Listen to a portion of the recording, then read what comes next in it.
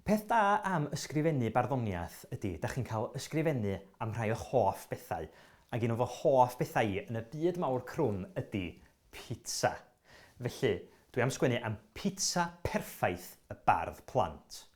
Rwan ta, be dwi eisiau chi wneud yn yr ymarfer nesaf yma ydy ysgrifennu geiriau da chi'n gysylltu efo pizzas. Rwan ta, mae pizza poeth. Poeth yn un gair. Beth arall da ni'n feddwl amdano fo pan da ni'n meddwl am pizza? Pizza lliwgar. Gair arall i ddisgrifio pizza. Pizza hyfryd. O, dwi'n licio hwnna. Pizza hyfryd. Pizza poeth, pizza lliwgar, pizza hyfryd. Rwan ta, 3 gair yn fama.